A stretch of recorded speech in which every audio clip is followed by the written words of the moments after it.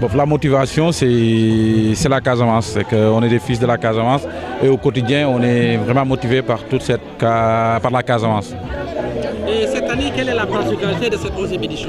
La particularité de cette 11e édition, c'est qu'il y a 10 ans, on a commencé une expérience qui se trouvait qu'on a créé une association qu'on a appelée Culture et Développement, Casar Culture et Développement, c'est-à-dire que la culture au service du développement. Et on commence à toucher à notre but dans le cadre de cette édition.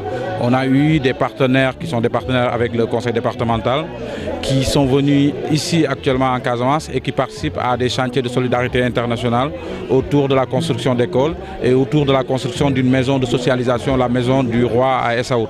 Donc ça, ce sont des outils de développement qu'on pense que c'est ça aussi, ça fait partie du beaucoup de festivals. Est-ce qu'à dire quel est le sentiment que vous avez et après les actions consolidées, où est-ce que vous voulez aller? Ces actions consolidées, c'est qu'on est parti à tout ce combat au quotidien de structuration de l'événement, parce qu'organiser un événement ici au Sénégal, c'est très très difficile. La majeure partie des acteurs qui tournent autour du projet ne sont pas des professionnels du monde de la culture, donc il a fallu travailler avec une équipe d'amateurs et aussi au quotidien les former et tout ça. Donc ça se consolide de plus en plus.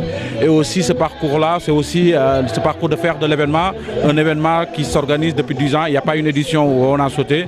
Donc malgré les difficultés, on a pu pérenniser cet événement-là, qui est devenu un rendez-vous incontournable pour les populations de Bignona et pour beaucoup de touristes aussi qui viennent ici. 11 ans aussi, c'est aussi durant tout à l'heure ce que j'ai dit, ce chantier de solidarité, toute cette énergie qu'on déploie autour du développement culturel de la Casamance. Vous pensez que le monde est au moyen de promouvoir l'entrepreneuriat culturel? Est-ce que vous pouvez... Oui, moi je me rappelle il y a quelques années, il y avait beaucoup d'événements culturels qui ont été mis en place et dans une dynamique de paix au niveau de la région. Et nous, on a toujours positionné notre événement parce que pour nous, le combat de la paix, c'est un combat au quotidien. Ce n'est pas un combat qu'on fait ponctuellement autour d'un événement.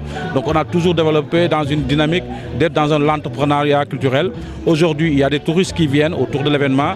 Il y a aussi une volonté d'avoir un bureau, d'avoir des emplois, de créer des emplois autour de ce festival-là. Donc en gros, c'est ça notre démarche et que je pense que ça commence à payer.